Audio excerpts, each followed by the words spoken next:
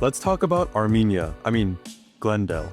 Before Glendale had G-Wagons and multi-million-dollar homes, it was just barren land. So what happened? Well, it all started in 1798, when the Spanish government granted 36,000 acres to a soldier, Jose Verdugo. Eventually, his family would sell off the land, and what was once one big ranch was now a patchwork of subdivisions. So, the first settlers came together to form a town. And after brainstorming names, a lady suggested the Scottish word Glen and the English word Dale, because they both mean valley. So, they combined the two words and got Glendale. The town was established and they officially incorporated in 1906. But Glendale really began to develop when Leslie Brand came to town. He was a successful businessman. He came in, built a mansion, brought the railroad to Glendale, built an airport, and is responsible for the rapid growth of the city. Over the next few years, Glendale grew into this amazing city that Brand had established. But unfortunately, he died just a few years later, and Glendale became a sundown town, a place where minorities were not allowed after sundown, to the point where the American Nazi Party set up shop here. So how did this racist town turn into Little Armenia? Well,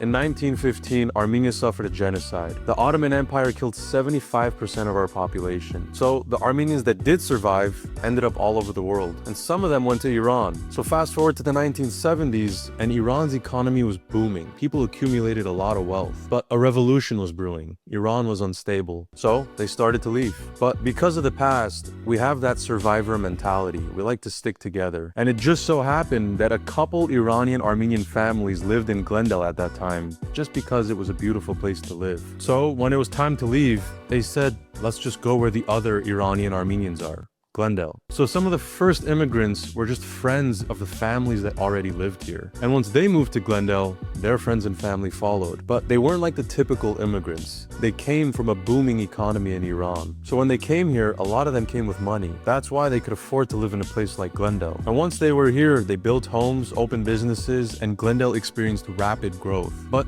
historically, Armenians migrated to the US in times of crisis, like the Lebanese Civil War, the fall of the Soviet Union, and many others. So when they came, they joined the party. At this point, even Armenians who already lived in LA were moving to Glendale. And eventually, Glendale became the most Armenian city outside of Armenia. And that culture has helped shape Glendale into what it is today. Safe, family-oriented, prioritizing schools, with several car dealerships and malls. The crime rate is 13% below the California average, and the schools are rated a B+.